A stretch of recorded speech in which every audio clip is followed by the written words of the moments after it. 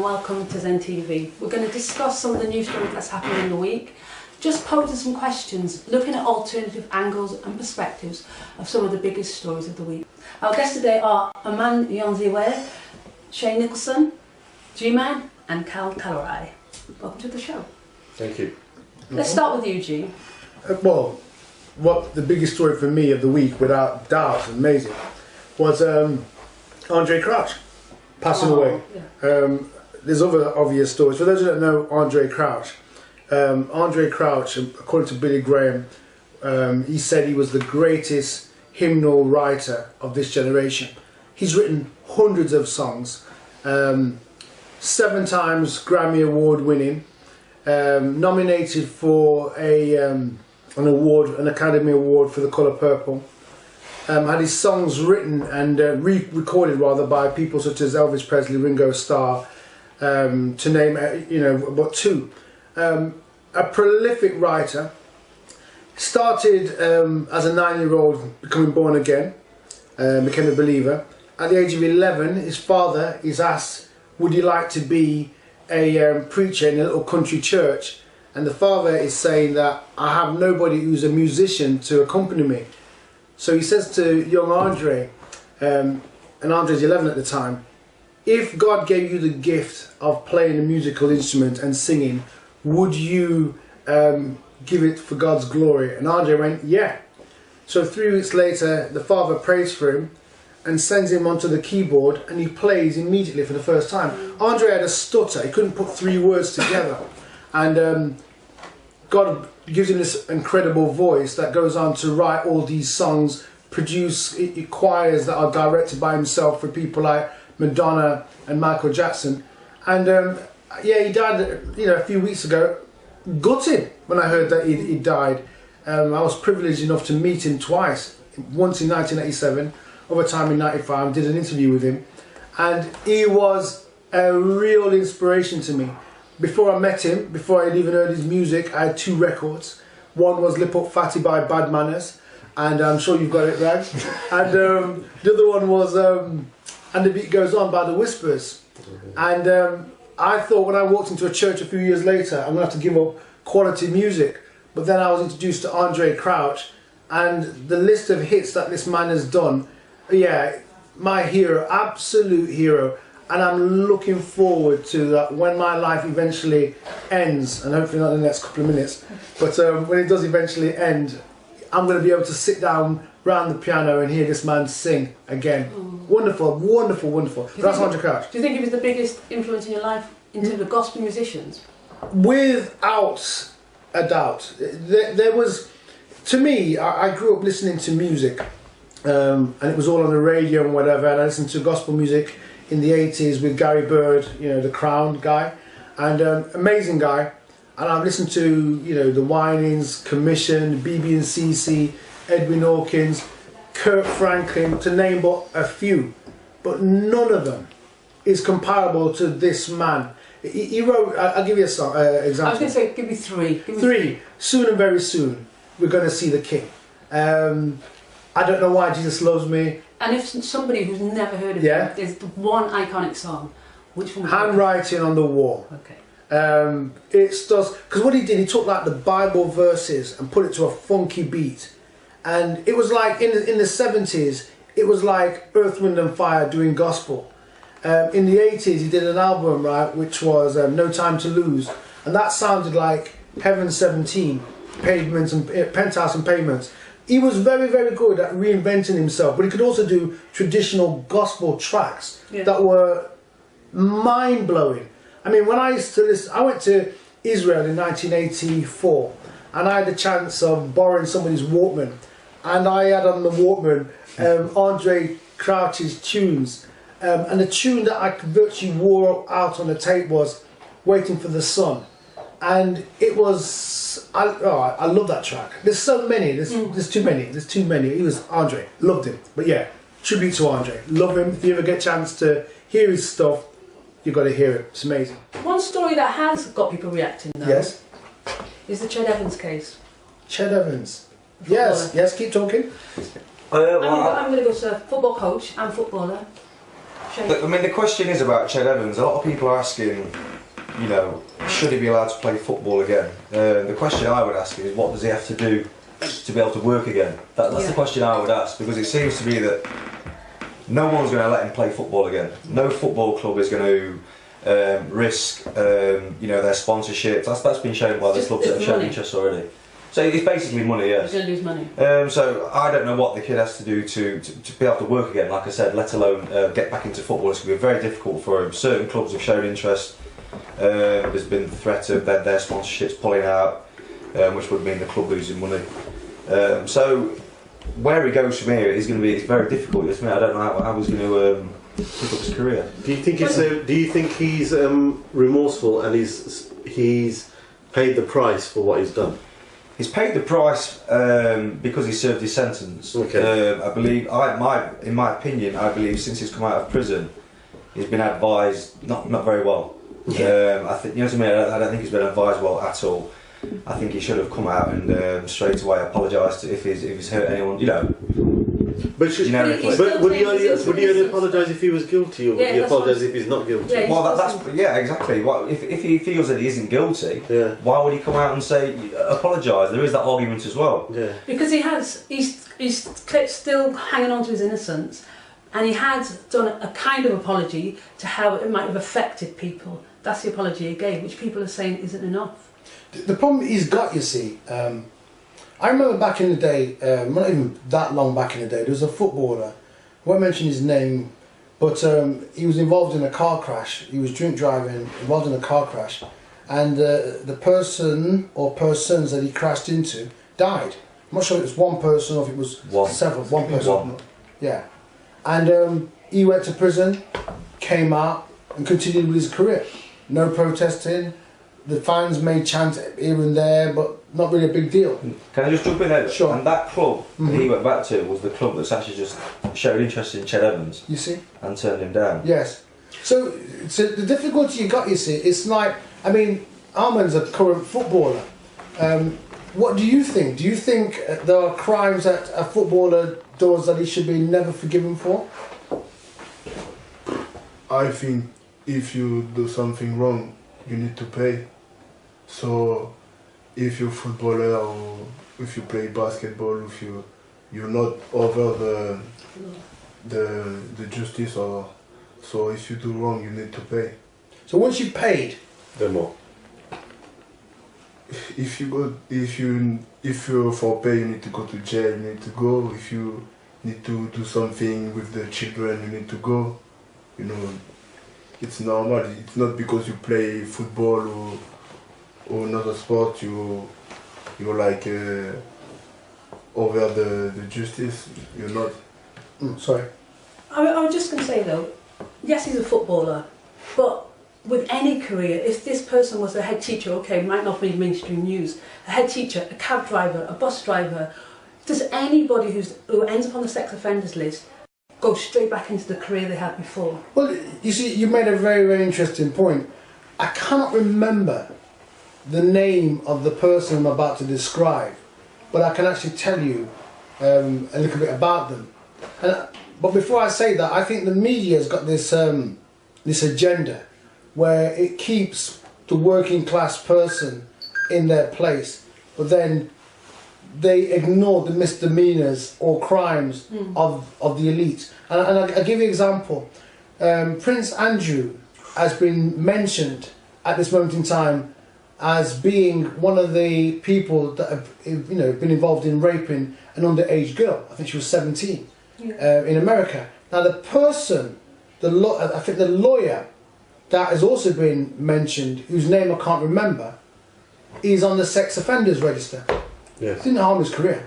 You know, this man has been you know, done in the past for rape. It never affected his career. But here we have a footballer. Well, he's not a footballer anymore because he's not playing football. But the reality, you know, he was a footballer. He was a regular footballer playing for his country as well. He's convicted for rape. Whether he thinks he did it or not, that's not the point, because most prisoners, you know, when you speak to prisoners, they'll all tell you they're innocent. I'm not saying that he is innocent or guilty. What I'm saying is they sentenced him to to 5 years in prison. He came out earlier than the 5 years, but longer than he could have, because he wouldn't accept that he was guilty. Now, he could have come out earlier and made money, but he chose to continue to argue that he is innocent. Even now he's appealing. Now, my argument is, whether I believe him or don't believe him, that isn't the point, and it shouldn't be the relevant to the crowd. Remember, crowds are ignorant. They will shout things ignorantly at you. But one of the things that was apparently said to the Oldham, one of the Oldham board members, was that if you let him play for you, we will rape your daughter. What? So it's just the people who are reacting are just as bad. They should be put into the justice system too. But this is... But I think Ched is a man of principle, and it sounds odd. If he believes he's innocent, why is he going to come out and say he's guilty? If he believes he's innocent, he would sooner defect the opportunity of getting out early and say, do you know what, I'm innocent, just leave me in here until you think that is right for me to come out. You see, Carl's got a good point. The other sportsman I know that went through a very similar case, see, Ched Evans is worth hundreds of thousands, so it's low level in comparison.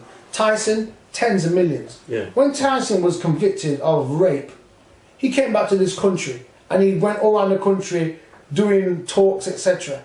Ordinarily, he got a visa. That's what I'm saying. Ordinarily, you don't get a visa. Of course. You know, if you've got a conviction, you can't come into this country. Now, Tyson was allowed to come into this country. I'm not saying that's right or wrong, but he's worth millions. And Ched Evans isn't.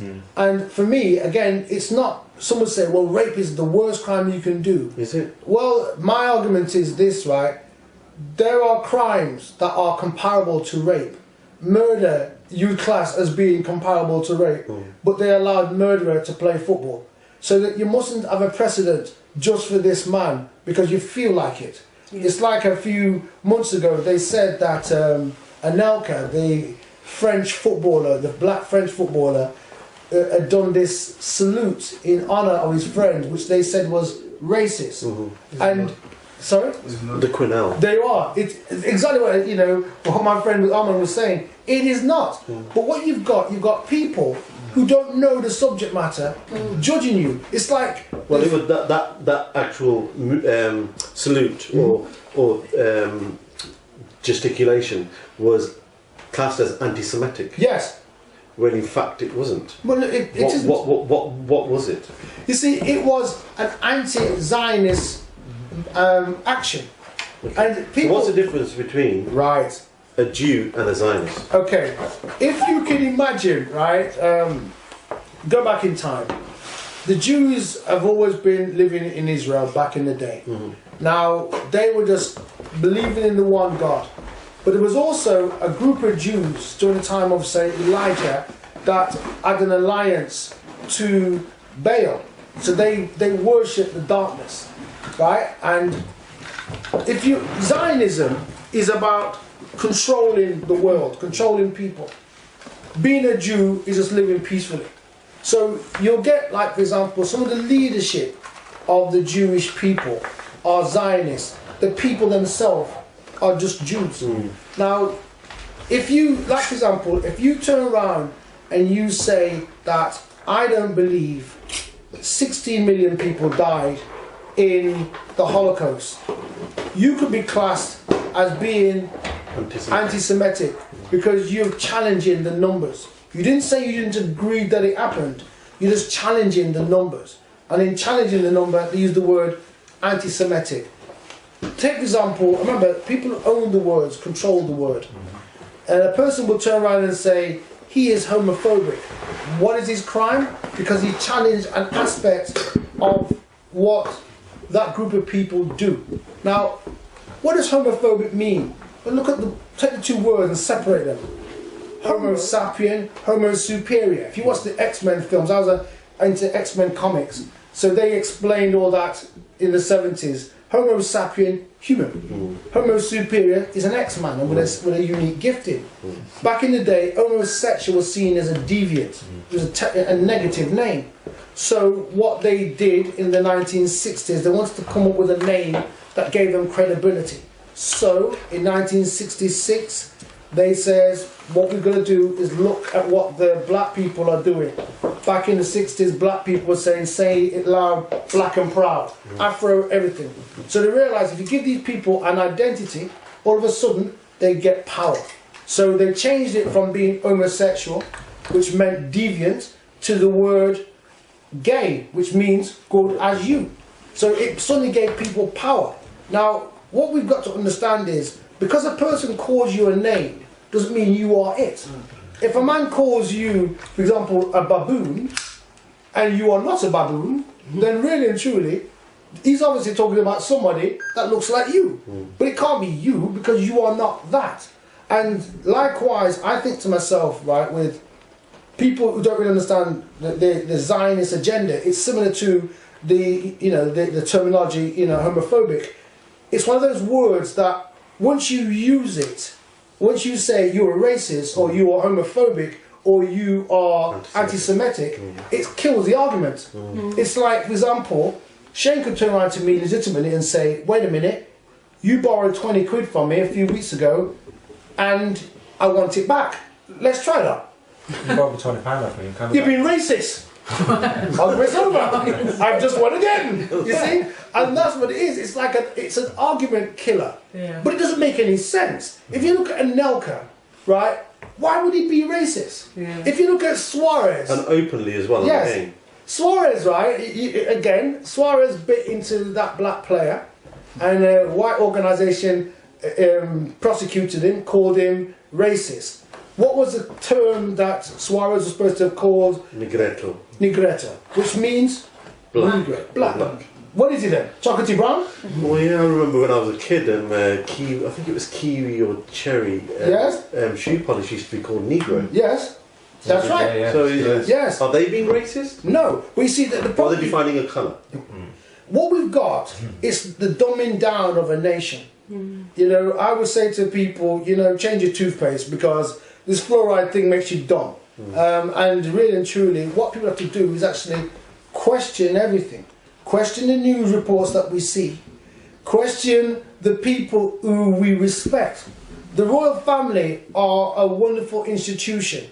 I remember a few years ago the Queen was talking about, multiculturalism and, saying we must embrace it. How many bedrooms has Buckingham Palace got? I think we're 57 in there. Does she embrace it, to let people come and live there? No, but the rest of the nation, if you've got a spare bedroom. Bedroom tax? Yes. There you are. But does it happen to royal family? And so what I'm saying is we have to make them accountable for being who they are because we have to be accountable for who we are. We can't just record this program and just mention names, willy-nilly. We have to really and truly check ourselves. Otherwise we get sued by the rich and famous and end up saying those immortal words with that hat. Do you want fries with those? So we have to avoid every pitfall, but they don't. Yeah. Prince Andrew says he didn't do it. Okay, so it's all over. Let's all eat Cocoa Pops. But did Or you not, should we did you just not realise? should we distract them with some other news? Yeah. Yeah, exactly. That's what I'm Yeah. about to say. Yeah, the headlines in papers. This Ched Evans thing is dragged on for so long for a reason. Yes. Then you get the parachuting that comes up. Now I think I always think when I see something out on TV, I always go back a week and think, right, what's happened? And it was Prince Andrae. He was Yes. the tape with the headlines where he's involved in some paedophile ring or whatever. There you are. Then this takes over. You know what I mean? So straight away, that's chip paper. Straight away, we're talking about this. What is supposed to happen? Shane's right. Another incident was the whole BBC affair with Jimmy Savile and people like that, and they're not actually telling you the facts around it, which is how close they were with the royal family, how close they were with Downing Street, how many Christmases he spent with Margaret Thatcher. Why? Because they're detracting from who they are as people.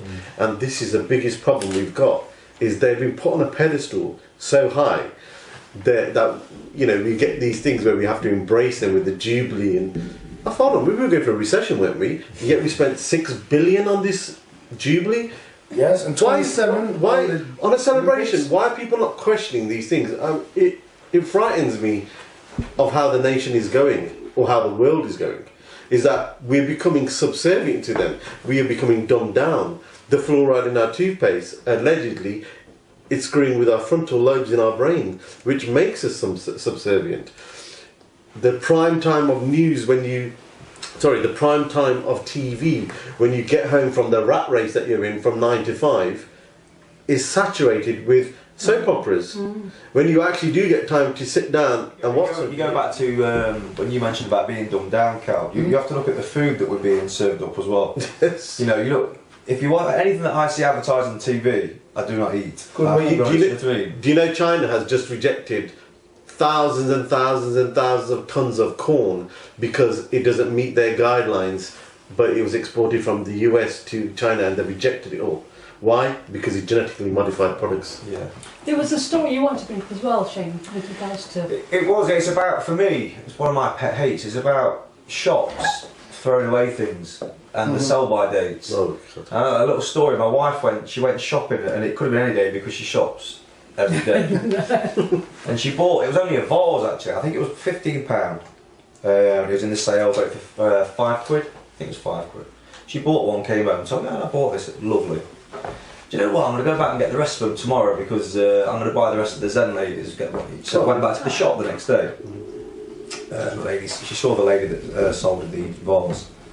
No, sorry, we've sold it. We've had to chuck them all out because of the sell-by date. But the vases.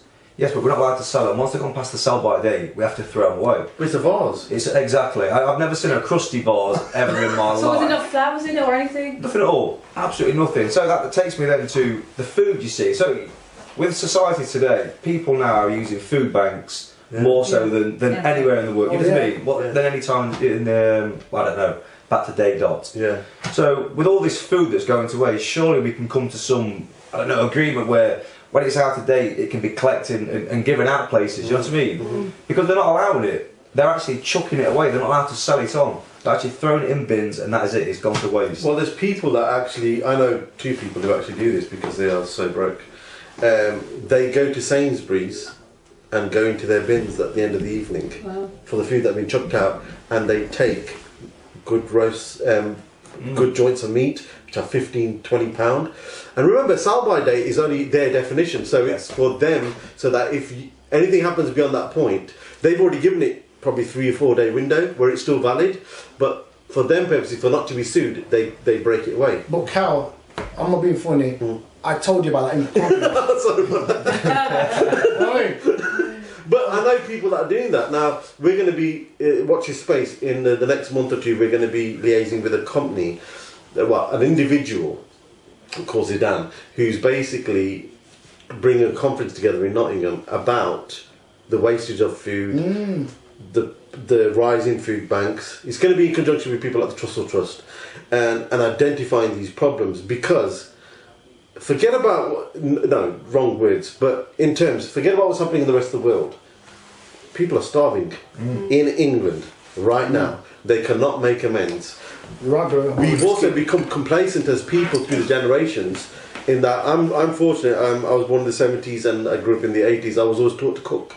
So I can get raw ingredients and cook. But we become dependent on going to the supermarket, getting something from the shelf and putting it in. So if you had raw ingredients at home, which is far cheaper to buy, you wouldn't necessarily be able to produce a product. Now, one of my staple parts of my diet is chapati and dal or sabji, which is all made organically. So it's basically produced from raw products. It's very cheap. My food bill is probably a quarter of what most people's food bills are, because everything is made from scratch. I'm pretty shocked when I go to a supermarket and see the price of pre-packaged stuff, because what's in the product does not justify what the food is. So as part of ZeN, we're also looking at helping people to produce high quality, nutritious, protein based food, which is made for a low price, which is from products and raw produce that's available out in your normal shop, because people don't simply know how to cook, and it is part of the problem as well. But what is the government doing about any of this? They're not doing nothing. They're allowing food banks, rather than addressing that issue. They were quite easy when the banks were going down to say, right, we're giving them billions, but our people are starving in this country. Where's the billions that's going to support that? No, shall I tell you what we'll do? We're going to look at everybody's benefits right now. We're going to look at people who we think are, shouldn't be receiving their benefits. We're going to cut their benefits right out. Now, Katisha, who's one of the ZeN members, told us about a person who's got MS, who's had to have their therapy reduced to once every month. from once every week. How are these people doing things to support us? They're not. And that we are electing them. But remember, Labour, Conservative, Liberals as well. You know, people might have been disillusioned before the last election about the Liberals thinking these are people that we can relate to. They've just proven to you through this coalition that they're not. And they've actually lost a place which they could have gained them votes. They're all the same. They are all the same. Until we get a new government in place of people who actually care. Not people who are from the old boys network, the Eton, the Skull and Bones business from, you know, Eton Harrow. If you read into it, that is where most of the cabinet's from. Not multi-millionaires, but people who are actually working class. Who can then look at addressing working class issues.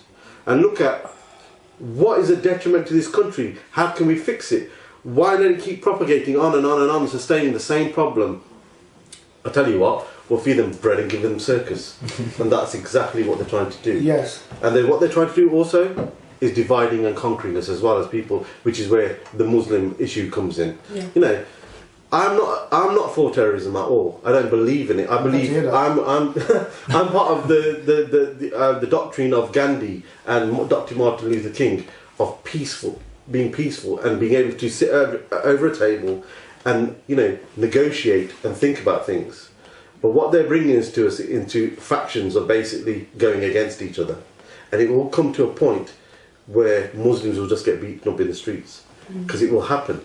It happened in the 60s when my father came over to England.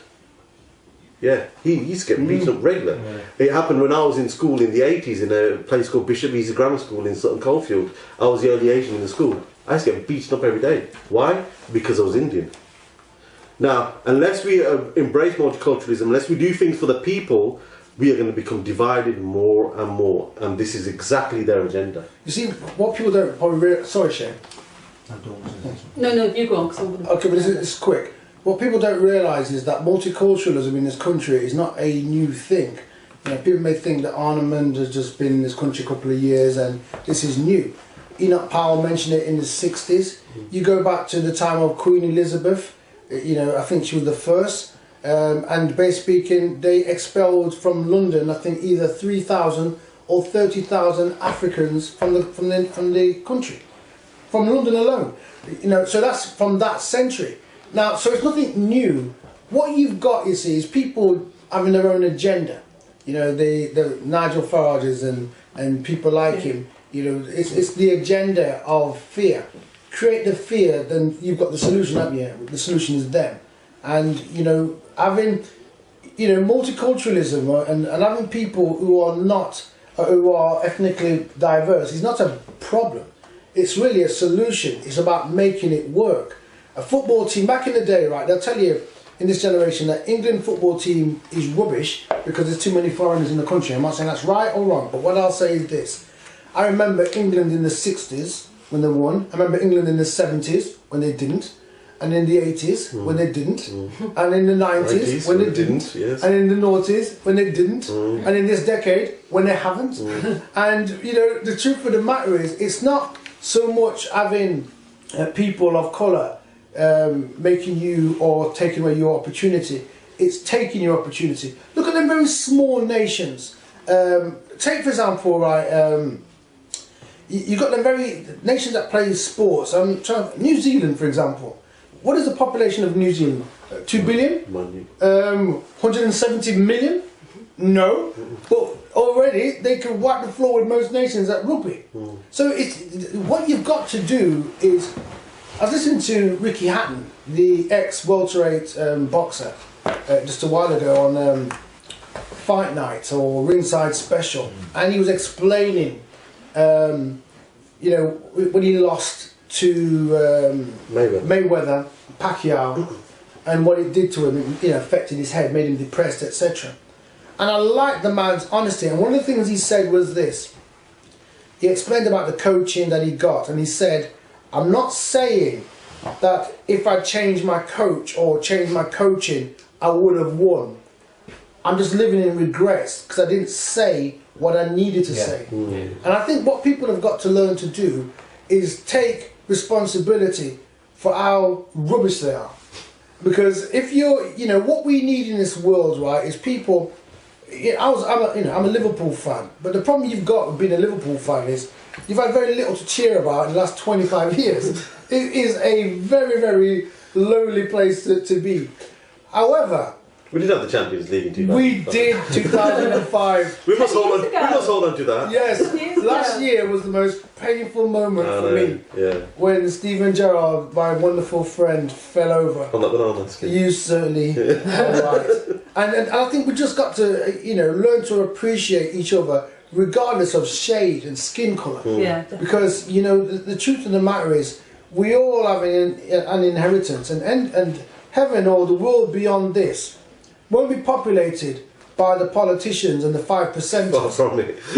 They won't have a part to play because they are the problem, not the solution. Yes. And the solution is us getting on together, figuring out a plan of how we can get on. There's a short story I say to you. Sorry, sis. Okay. Dr. Martin Luther King is sitting around a table, and he's speaking to his team of people in the 60s, and they are discussing how are they going to devise a strategy to work with the new government member who was JFK's brother, Bobby. And somebody around the table turns around and says, Bobby does not like us, does not like what we stand for, he's not into what we're doing. And everybody was coming up with, it ain't going to work, it ain't going to work. And Dr. Martin Luther King stops the meeting and says, listen, let's reconvene when you can come with a solution to finding a strategy to work with this man. Because by your own admission, he is the door to the government and to our advancement of our plans. They reckon when Bobby was executed and killed X amount of years later, the civil rights movement had lost its greatest fan. Wow. And what we have to learn to do is learn from history. Understand what people did in the past to go forward. And you don't go forward in isolation. You go forward together. Unity. Yeah. A couple of points. Going back, I know we're going back way back, what Shane was saying about the food. Sure. And that you never purchase anything that you see on TV. One of the stories, like one of those in case you missed it stories this week, Sure. was doctor surgery, Donald's burger, in the waiting room. 2 years later, that thing has no mould. It's gone rock hard. Yeah, Supersize Me did the same thing, didn't they? Yeah, no mould, nothing.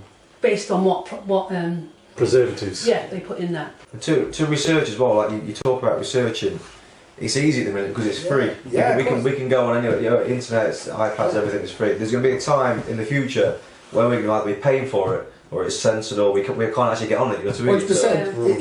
It is an inevitability. Yeah. 100%. Think we should wrap up? Yeah. Yeah. How many days was that?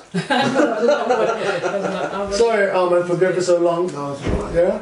I thought he was here for 10 minutes. How long did it change, Shane? I didn't. Okay. So, Getting back to that food thing, Yeah. Oh, yeah. I was at where was I? I was at a petrol station, and there was food was reduced, and there was literally they were about to close the petrol station, so I bought a sandwich or whatever. This bloke comes in and he goes, "Look, I know you're closing. You got a lot of reduced stuff. Is there any chance that you can hand it over to me? No, we've got to chuck it in the bin." He goes, "Oh no, but there's another petrol station that done it for me." He goes, "Well, they shouldn't have done it. We're not doing it. We're chucking it in the bin." He goes, "Is there any chance I can?" He goes, "No, we're locking the bin. You're not going anywhere near that bin." And he was so cruel. And I was thinking, That's what you know what? You could have just turned around and said, Yeah, you could have just turned around and said, "Look, I was travelling. Isn't the point? It's the fact that the assistant, the person behind the counter, had no compassion. Yeah. When have we become this? But it's also so constricted to the rules Yeah, of course. Yeah. that what they say goes. Yeah. You've got to have a human touch to Yeah, things. of course. And that's what they're seriously lacking. It costs you nothing to hand it over. Do you know? What we have to always remember, you see, is that one day we'll be in those positions, huh? One day we'll be in those positions, and how we react determines what is written about us. Because I look at, say, like Hitler. Do you think you're a dog eat dog world? You have to fight to do the right thing in this world. Yeah. You look at, say, for example, Hitler, or you take, say, Tony Blair. When Tony Blair was part of New Labour, before he got that invite onto the boat, he'd have been idealistic like every one of us, you'd imagine. Then he gets that call, and they give him this opportunity to have power beyond anything. Yes. Now, and money. Yeah, and so there's very few people I know that say thank you, but I've met my own way in life. Very few, very, very few. I'm not saying he's right or wrong. What I'm saying is, even down to, you know, pop stars or you know, people caught up in. Take for example Bill Clinton. Bill Clinton will say all this. You know that. Bill Clinton will say all those years ago, I never had sexual relations with that woman. Right? That's what he said. Woman. Yeah. Then they discovered that he's telling lies. Yeah. No problem. Now Bill Clinton is best friends with the guy caught with Prince Andrew. Wow. Right? He went to these orgies. Right? You know, very much in it. Now the problem you've got, you see, is that, you know, change Bill Clinton's name and put in there Barack Obama. People would say that when Barack Obama came on the scene, I remember when he first became president, and a lot of black people was very, very happy. And my argument is there's 50 odd nations in Africa with black leaders. Name me one that you're happy with. And I'm not saying that black leaders are bad. What I'm saying is, what makes you think because a person's colour is this, that they're going to be good? And what we have to learn to do is not get caught up in the colour, because the people who control us are. So it's like you're criticising the man with the stick as you're beating him with a stick. That's right. You see, it doesn't make sense. No. You know, I remember back in the day, my parents used to say to me, you know, that this is going to hurt you more than them. And I thought to myself, well, what is stick? And his back is bleeding. You know? Let's put it out there. And so what we have to be careful, you see, and even with these little discussions, it's not about condemning another for doing what they do.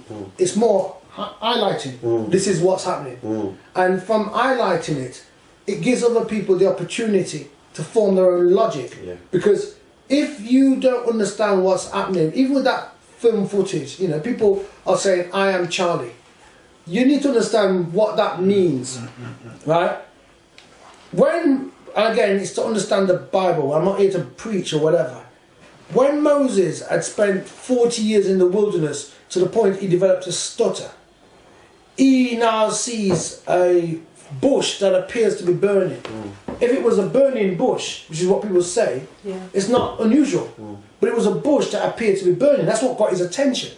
Now, from the time he was looking at it, he go, whoa, that ain't burning, but it just looks like it's burning. That's why he walked towards it. And that's when he heard the voice. And the voice was saying to him, I want you to go back to Egypt and let my people go, set my people free. And he says, who shall I say sent me? Because you can't just turn around to people and say, listen, I've been sent to actually set you people free. They're going to say, who sent you? You know what the reply was? I am that I am. I sent you. That is God's name. I am. Now, so you have to understand, right, what, in this day and age, anybody who blasphemes goes to the top of the tree of what they do. I'll give you an example. The world's greatest footballer, not this generation, in your opinion, the world's greatest footballer ever. Who do they say it is? Who would they say it is? Maradona. Or? Pele. Yeah. What does Pele mean? God. Means God. Will I am God. Jay-Z, Jehovah. Yes. God. Jehovah, yeah. You know, there's a group, the biggest group in the 70s, 60s and 70s, white duo, biggest, male and female. Sonny and Cher. Sonny and Cher. Sonny and Cher. Muslims. Sonny and Cher. You see? You gotta hear. And once you understand, anybody who blasphemes gets to the top of the tree. Because that's what they like. You know, the biggest white group in the 70s, biggest white group, not the Bee Gees. I was going to say the Bee Gees. Bigger than the Bee Gees. Abba. Oh yes. You cry to God, Abba, Father. Wow. Abba, Father. So once you start to understand, the world wants people who are prepared to blaspheme. Jay-Z comes out with his album. What's his album called?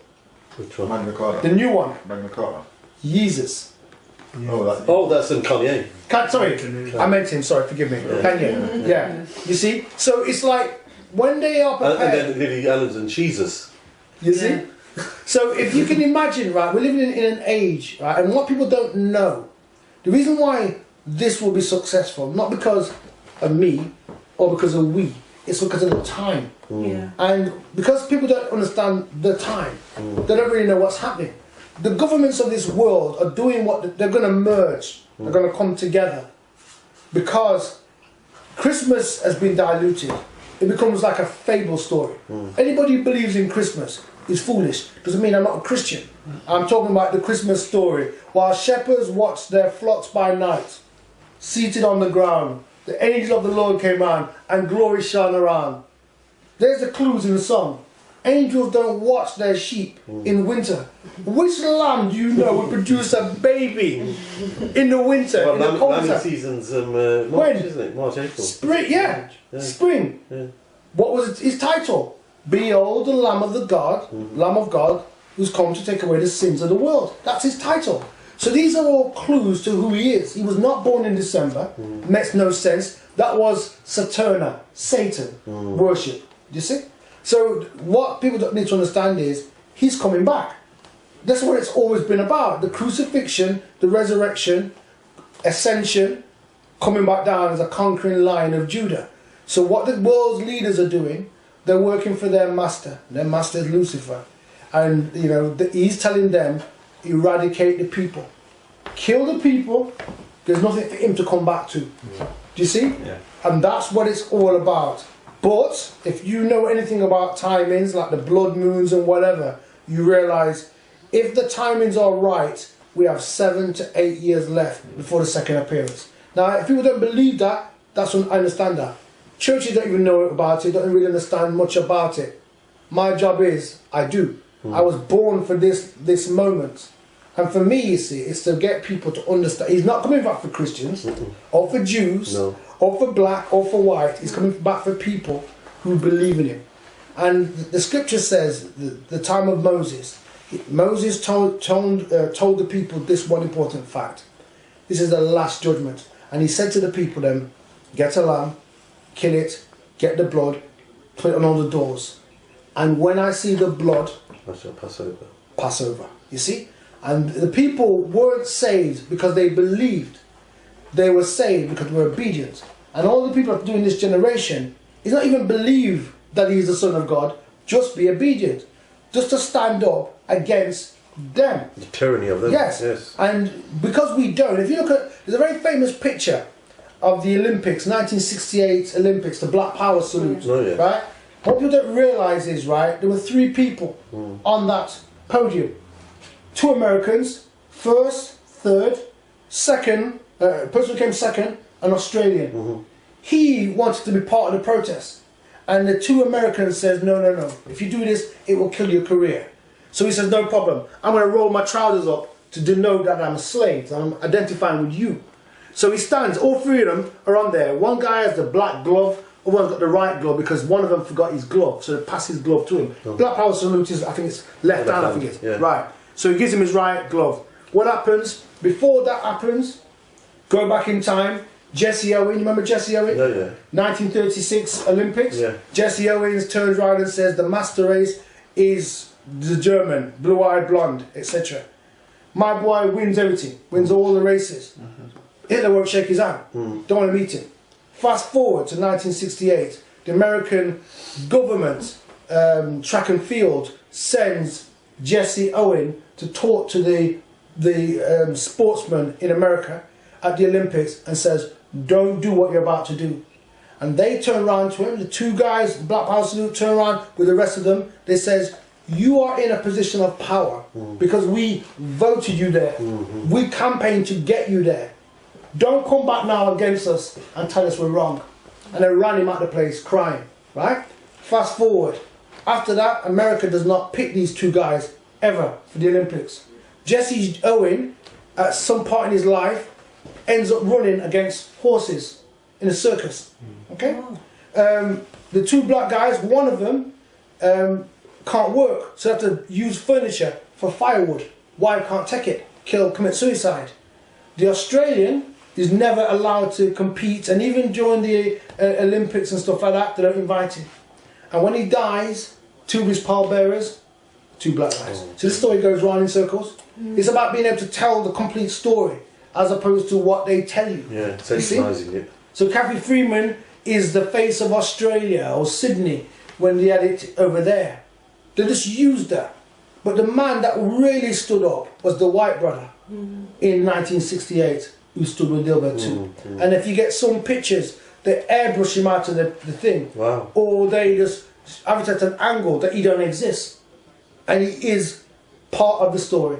And the reason why things are effective, the reason why you change things in this world is not being stupid enough to actually think one colour can do it. Dr. Martin Luther King realised the people treated very badly with black people. But he looked and he thought, Constitution, which affects everybody who's in America. So he made it a situation where everybody that wasn't getting the basics meant they were not getting their basic civil rights. So he says, this is not just about black people. I'm going to include everybody who felt they are not part of getting their basic. And so they all joined on and became the civil rights movement. And Clever man. That's when they killed him. 100%. You look at anybody, right, that turns around and talks about, when you say, you know, segregation, the man that said segregation was Malcolm X. Keep them as separate, no problem. They loved him, no problem. The minute he says, I get it now, we need to come together, bang. He went on a hatch, didn't he? Yeah. And found that it was white, black, all races going to do it. That's right. Gandhi did the same. Yeah. I mean, the reason why most of the problems in India, remember, for thousands of years, Muslims, Hindus, and Sikhs, apart from a few tyranny of a few emperors, we lived harmoniously. We lived together. You know, there's Muslims in my village, there's Muslims all around, but they wanted a divide to create the animosity between the people and to segregate Muslims. And this was back in 1947. Yes. You see, it's 100% significant year. It's 1948. Because look at how many nations became nations. That's right. This country turns around and says too many asylum seekers, too many refugees, too many non-British people in this country. The National Health Service, what they're debating now, started what year? 48. Yeah. What year did the Windrush boat from the Caribbean get here? 48. And once you start to realise, where did these people end up working? National Health. Yeah. Do you see? Oh, yeah. It's understanding history. Take away history from people's lives. What are you left with? Ignorance. That's right. And what is an ignorant? An ignorant is somebody who ignores. How can you ignore history? How can you ignore the truth? And once you start to understand how it works, it's like, for example, there was a leader that was democratically elected in Haiti, 2004. The Americans dashed him out, put him into some country, South Africa, I think he's living now, and replaced him with their own people. Why? Because there's oil, like you just said, in the land. Haiti was the first rebellion, slave rebellion in the world. The people of Haiti rebelled against the French forces. Yes. Battered them. Yeah. Battered them. So to the point where the French even joined the Haiti army. And what the West did was says, right, we're going to make them a proverb and a byword, which means that we're going to make sure that when people think of Haiti, they think of abject poverty. And you know, from then to now, that's what they've tried to do. You look, right, when they had the earthquake in Haiti, it was an earthquake, wasn't it? Yeah. Do you remember, right, when they airlifted food into Haiti?